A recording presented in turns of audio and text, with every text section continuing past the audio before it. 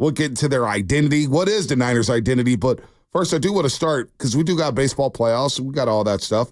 But Chiefs, Saints, Kareem Hunt goes back to his old stomping grounds, rushes for over 100 yards. Most yards he's had since when? 2020, I believe. Juju Smith-Schuster, most receiving yards since what, 2018? Oh, my gosh. Juju Smith-Schuster looked like he was in his prime again.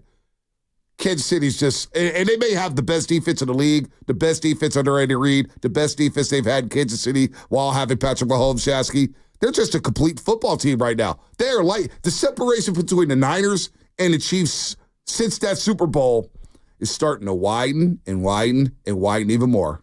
There's so many ways to get the job done in a variety of professions. And what Kyle Shanahan has done is extremely successful. Extremely successful. And there are certain things that I see other teams do that I just shake my head that we can't do. Case in point, Xavier Worthy. And I go, he can only run the go route. I mean, let's be honest. He's not a physical guy. No. He's going to be really skinny. He's extremely fast. On the Niners, I'm not sure he'd see the field. Renardo Green, one of their draft picks right now, one snap over the weekend. One snap for a secondary that could use bodies. Jacob Cowan, did he even get an offensive snap? He was inactive. Yeah. Okay. What about Ricky Pearsall? Has he had a snap this year? Well, he can't get on the field. Agreed, but he was also hurt when they got him. Yeah. Meanwhile, I watch Andy Reid, and he's like, yeah, you're really, really fast. Guess what? You're going to play every single snap. And now, with Rashee Rice's injury, we're going to utilize you even more, and now you're up to speed and you're ready to go. And we know you're not a complete player. We don't expect you to be a complete player, but you can do a couple of things really, really well, and you're going to fit right in. It's just their culture. You know what it is? And they're running Xavier Worthy on drag routes. It's not just go routes. They're running drags. They're running quick screens. They wildcat. They got him out the backfield. He's running out routes. He's running every route tree. He's getting up to speed. No, that's what the point is. It's so like, I get, you know what this is? And I'm just going to say it. Now I know what it was like to be a Rockets fan. They're the Warriors, we're the Rockets. Well, that's what it feels like. I watch that team with envy. I go, that team plays with its food every single week, and they're the best team on the planet, and there's a Warrior-like feel to them where it's like Kevin Durant and Steph, all right, we'll play 6 minutes of good ball, and we'll knock you out in the fourth quarter. That's what it feels like when I watch them. And I know we're really, really, really, really good. And we keep looking over at them, and I'm like, but they're better. They are better. And it drives me nuts. They are better. I hate saying it. It drives me nuts. And I watch that guy, Mahomes. Oh, God, he's awesome, and I hate him. He's so good. He's so good in the pocket. He keeps plays alive. I wanted to watch the Manicast for the first time for this season. I locked in on a Manicast for just the first half because I wanted to really lock in on how Belichick viewed the Kansas City Chiefs. What he said. Belichick was just, first of all, Kansas City's a tough place to play. Yeah. He's like, it's a tough place to play. You can't audible. You can't do anything. All right, that's number one. Number two, he goes, they do such a good job in the screen game. They had a 2nd and 34, Shasky. A 2nd and 34.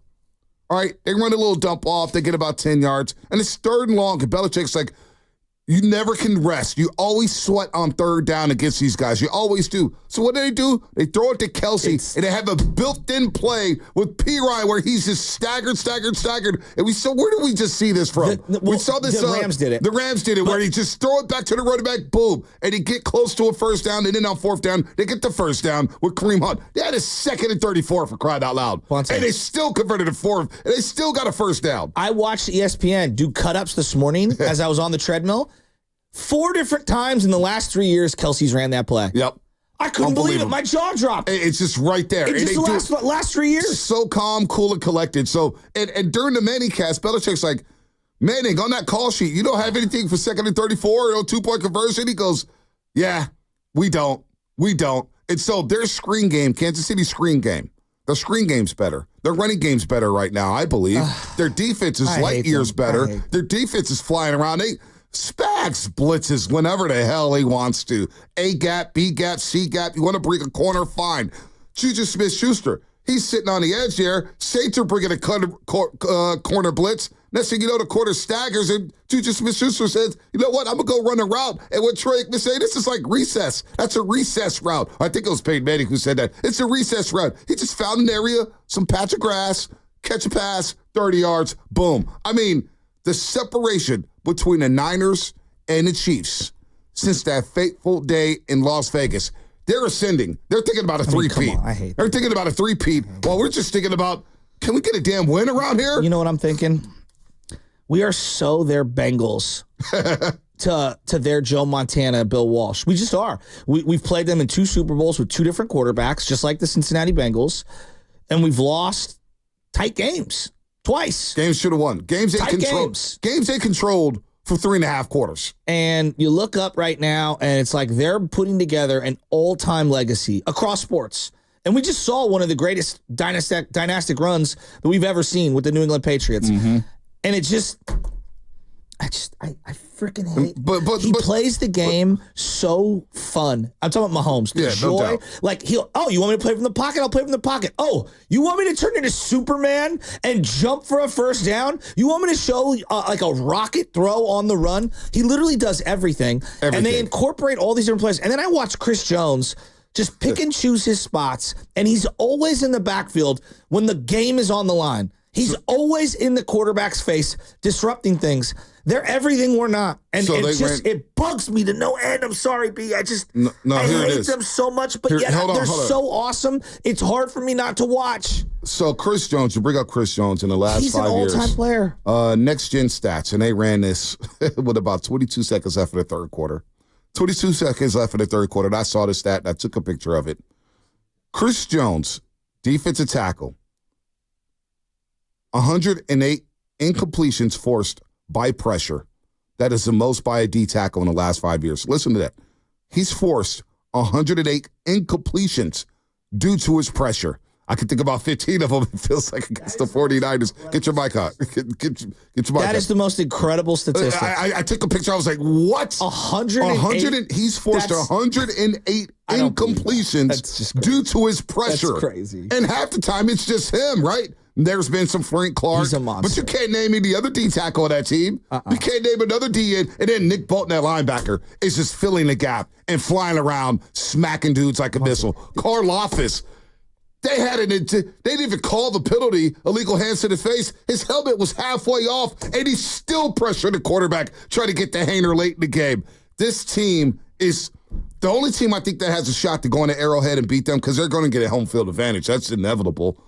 I think the only team that has a shot, and it's two teams, and I think one of them is just quite not ready yet. It's the Houston Texans. I don't think they're going to be ready yet, but I think they have the potential to beat Kansas City. And it's the Baltimore Ravens. Those are the only 2 teams I believe that have a shot to even the halt Kansas City's quest for a 3-pointer, or at least get back to the Super Bowl in New Orleans. They're that good. Their defense, I think their defense is better than their offense. It might be. I'm ready to say it. And, I don't know how politically correct this is in this modern landscape we're in. We have to win on Thursday because we're facing them. They're going to have a whole week off. I know. And we get time off, but they get more time off. What's Andy Reid's record, Spinoni? I got a pop quiz I think he's got like 3 losses or something, all time off buys. Like he always wins. He's a god off of bye weeks. When have the Niners haven't beaten the Chiefs in forever, okay? The last time I believe they beat the Chiefs was 2014, the first year at Levi's Stadium. Alex Smith came back to Levi's to face his former team. I believe that's the last time the Niners beat the Chiefs. And Jim Harbaugh had to run a fake punt late in the game to keep the ball away from the Chiefs and hold on to the football. They barely, I think it was like 26. Spinoni, was the score like 26-21? Am I right? Wow, that's insane. Rayman over here. That's the last time they beat Kansas City. In my lifetime, I've never seen them beat the Chiefs at Arrowhead Stadium. They're our daddies. Like Pedro said, the Yankees are my daddies. Chiefs, Patrick Mahomes, and Andy Reid, they own us. I mean, what can I say? Just tip my hat and call the Yankees my daddies. That's what it feels like. Well, that's who the Chiefs are. I hate them. But this is the part that's so hard for me to justify. I despise them. They have ruined our lives, and yet they play a brand of football that I absolutely love. But you know what? It's such a juxtaposition. They haven't ruined our lives. The Niners have done it to themselves. The Niners have blown those games. See, a team like Kansas City, Shasky, a team like Kansas City, they don't beat themselves. They don't beat themselves whatsoever. The Niners in these games, in these big games, have beaten themselves, whether it's drop interceptions, whether it's drop receptions, whether it's overthrows, whether it's bad fumbles, untimely holding calls, untimely false starts, untimely missed tackles, untimely fumbles on punt returns or muff punts or whatever you name it. The Niners have beat themselves against Kansas City. And if you want to beat a team like Kansas City, you want to beat a team like Buffalo, you want to beat a team like Baltimore, you cannot beat yourself. And right now, the 49ers in 2024 are beating themselves over and over again, and that's what they've done in the Super Bowls against Kansas City. So as we look ahead to Seattle on Thursday Night Football, can the Niners avoid the big mistake? Can they play clean football for once? I think it starts with and we'll talk about the red zone. I know you have a ton of stuff on the red zone. Yeah, we'll get to that. I'm going to give you something that I've been looking at, and it's been driving me nuts because I was looking at that Arizona game last week, and I did all of the math, and I threw out Week 18. This is the rushing yards the defense has given up every single week since the last time they played Arizona, going back to Week 15, which was the week we found out Eric Armstead got hurt. Yep. And since then, it's just been abysmal. 234 against the Rams Week 15. Yep. 102. But you know what, though? That week, was that Week 18, the Sam Darnold game? No, I threw that out. This was Week 15 against Arizona. 234 last year. Yeah. And then 102 against the Ravens Week 16, which I thought they ran for more. Yeah. Commanders Week 17, the clinch game, 62. I throw out Week 18. I'm not even, because nobody played. I'm throwing it out. Packers, 136 in the playoffs. Aaron Jones had his way. Lions, 182 in the playoffs. David Montgomery had his way. Super Bowl, even though everyone's going to say Mahomes, 130 for the Chiefs in that game. Jets only 68. They had a commanding lead. Vikings 146. Rams, they ran for 98, even though it was the McVay show. But it's the way they ran the ball late in the second half where they controlled the clock and controlled the line of scrimmage, and they physically beat up the 49ers in that game. The Patriots, who all they want to do is run. They cannot throw. They ran for 73, and then this week... But that wasn't a lot. They shut them down. Well, they were up by they shut the whole them down. game. That's good. And then the Cardinals 169. They have given up, if I throw Week 18 out, since Week 15 of last year, including the playoffs and Super Bowl, 127 yards per game. It's not good. Rushing. It's not good. So to me, like, I know the secondary stinks and they're not getting pressure and all that. They cannot stop the run in close games. Well, that's where it starts. That's where it starts. And that's why, a lot of people, we posted a clip of me yesterday, and I went in on Bosa. And it's not to say that Bosa's not a good player. Bosa has a potential to be an all-time player. But when I see teams are running at him, and they're running at the 49ers, and they're running at him with no resistance, and they have no problem. The Vikings had no problem running at Nick Bosa's side. No problem whatsoever. In the game that they just played, he had 2 missed tackles in the backfield. And I think he had 4 overall, but 2 in the backfield. 4 tackles. He had 2 tackles for loss. No sacks. 2 tackles for loss. He had the great interception. Give him credit for that. But on the Kyler Murray touchdown run, he came crashing down, because I don't know if that's his assignment or what, but he came crashing down, and Kyler Murray had a free lane, and he was throwing up the deuces 5 yards down the field. So, we threw out DJ Jones a couple weeks ago.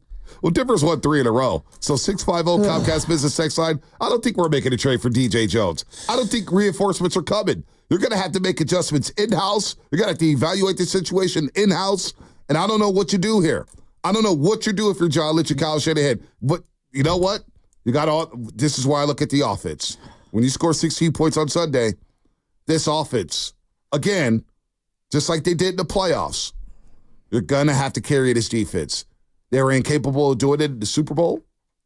They barely got away with it. They better got away from Green Bay in the divisional round game.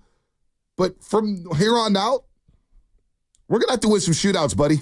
We're going to have to score points. Score. You see Kansas City yesterday, 9 possessions? 7 times they got to the red zone yesterday. I know. They could have got there more. They left food on the table. And they're missing the highest. So the number 1 kicker had 14 field goals made this year. Moody had 13 field goals made this year. They're missing one of their actual weapons right now. I know people think that Moody stinks or whatever. No, he doesn't stink. Moody's a good kicker. He was effective this year. And B, I'm glad you brought up the defense and the missed tackles. 74 yards for James Conner after contact. Yeah. And I'm looking at this. Did you know that Fred Warner played 58 snaps in this game? Yeah, 12 tackles. Devondre Campbell also played 58. Yeah. That cannot happen. It just cannot happen. With Devondre Campbell. It cannot happen. Listen, look at. He cannot play the same amount of snaps. You have to play a young guy. Ain't nothing you can do about it. He has to be. He has to come off the field. Like I said, Devondre Campbell's playing himself off this roster. And I'm not even being hyperbolic. He's playing himself off this roster.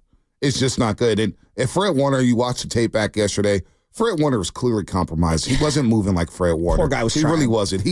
I props to number 54 for even going out there. He probably shouldn't have suited up. I agree. He shouldn't have. But again, if he doesn't suit up, the Cardinals may drop 40 on the 49ers defense. Seriously. Devondre Campbell is playing himself off this roster. It just hasn't been good. They are picking on him in the run game. They're picking on him in the pass game. The first play, Trey McBride, you know who's their tight end? You know who their tight end is. You know who it is. He's one of their go-to weapons. And Devondre Campbell, is still late on the bootleg. He's still late on the drag route. So I don't know what's going on with him, but Fred Warner is clearly compromised, and I worry about his movement skill this week against Kenneth Walker III and Geno Smith, and you got Jackson Smith and Jigba and Tyler Lockett running underneath, and you got DK Metcalf. By the way, Charvarius Ward didn't practice yesterday. That's a concern. What if Charvarius Ward can't go? Who's going to shadow DK Metcalf? Bonte, I looked at that injury list yesterday, and it was just like, they're in trouble. So a lot of limited participants and DNPs. Look, so instead of thinking about Kansas City and thinking about getting back to the Super Bowl in New Orleans, it's Operation Win at All Costs against Seattle. 100%. You got to do what you got to do to feel right. I do not want to come in here Friday morning after a loss. Dear God, I don't want to do that. Bonte, on the other side, I've got